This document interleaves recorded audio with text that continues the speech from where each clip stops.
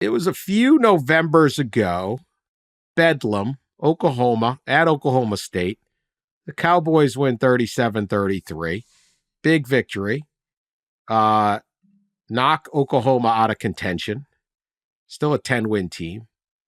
And Lincoln Riley heads back to Norman, and by morning, he has decided to take the job at USC, despite a 55-10 record at Oklahoma and three 12-win seasons.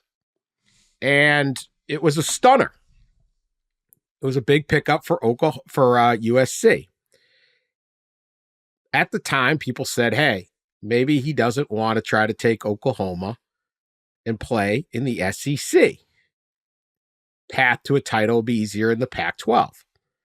Goes out to USC, wins 11 his first year, goes 8-5 last year. Of course, during that period, USC agrees to go to the Big Ten. So now he's in his big conference anyway. This weekend, all of this somehow comes back in order as USC visits Michigan in its first Big Ten, if not test, then marquee game. So we don't really know what that Wolverine offense is capable of doing. And at the same time, Oklahoma gets its first big moment in the SEC when it hosts a white-hot Tennessee program. So, as a host that puts together topics that is worth $100 a month from all of our listeners. See where I'm going with this? I don't know how to land this plane, but let's talk about these some work here.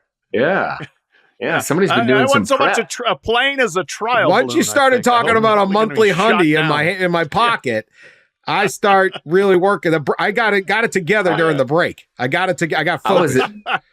I was at that Bedlam game in 2021? Mm-hmm. Yeah, 2021, yeah. And where he famously said afterward, I would not be the LSU football coach, but of course he didn't say he would not be the USC football coach. And 8 hours later, he was the USC football coach.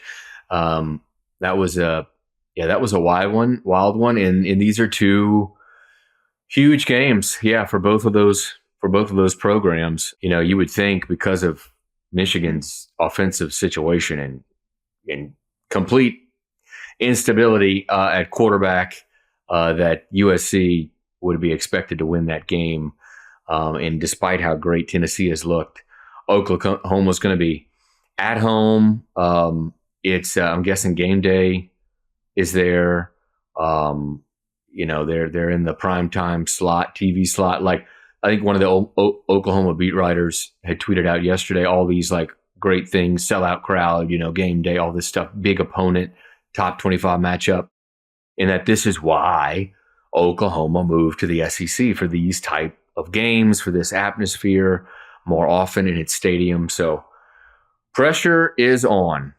Pressure's on both of them. Yeah, it is a fascinating kind of arc that got us here, for sure. And that was such a wild night with Lincoln, and then a week later was Brian Kelly all of a sudden going to LSU. But that's neither here nor there for now. It was shocking when Lincoln made that move. Oklahoma fans were furious. They're not the type of program that gets jilted. And I think they greatly enjoyed Lincoln's comeuppance last year when they went 8-5. But they look pretty good this year at USC, and this is a huge game. One of us even said it was the most intriguing conference game of the year, and then was roundly criticized for saying so. I remember that a few episodes ago. Mm-hmm. So first time they've played on campus since 1958. Reigning champions in a little bit of disarray. They've changed starting quarterbacks. USC comes in favored. There is pressure on Lincoln Riley. You're favored walking into the big house by a touchdown. That doesn't happen a lot unless your name's Ohio State usually. So what are you going to do? What are you going to show? And then that's mid-afternoon. They're not making USC play an early body clock kickoff at big noon or anything. It's a 3:30 start. And then after the game, we flip over to watch what's going on in Norman with Brent Venables, his successor there. And they're a home underdog against Tennessee. So both programs, yes, the Oklahoma fans are going to be so wound up by what happens on Saturday in both Ann Arbor and Norman. It's going to be a big weekend for them and for Oklahoma State, which has a big game too. So let's start with Riley. I almost feel like he had a great line in his press conference. Michigan is still a great team. I mean, they're 2-1, and they lost to Texas, who may not lose. I mean, literally, Texas looks fantastic. That said, Michigan has no quarterback answer. I mean, they're already on starting quarterback number 2, Alex Orji, who's heretofore has not proven he can actually throw a football, which tends to be an important characteristic and skill. He's thrown 7 passes of the quarterback position. So this is a great defense that Michigan has. We'll see what they can put together. We can talk about Michigan in a minute, but really, to me, this is a lot of pressure on Lincoln Riley. Like, you better win.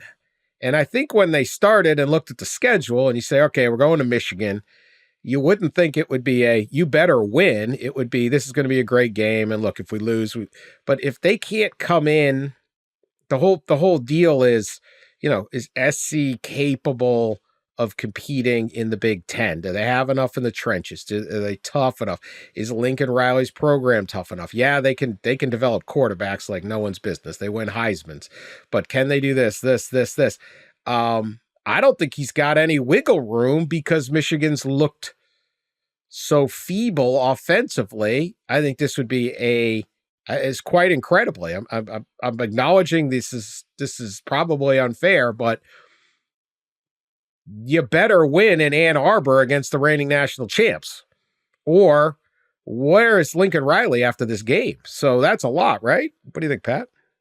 Yeah, no, it is. It is. They didn't play this last week, but their first 2 games, they've looked very good. I mean, that was a high-level game against LSU that they won. They made the plays that LSU didn't make to win. Then they came back and absolutely handled Utah State. And then they were off last week, so you're coming in healthy and prepared. Now you're facing a running quarterback, which they haven't faced, but it's a limited Michigan offense. And the USC defense looks drastically improved and just tougher. And I think you've got to be that when you're going to play a Michigan team, especially a Michigan team that could run the ball 85% of their plays. So they look like they're prepared to handle what Michigan's going to put on the field. But can they show up and execute with a lot on the line here? I expect them to do it, but I agree that this is a game where Lincoln Riley's going to get some blowback if they don't win.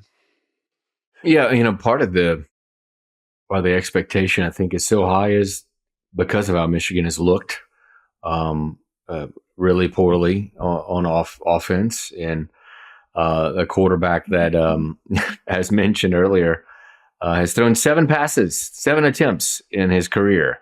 And not many of the 7 have looked great.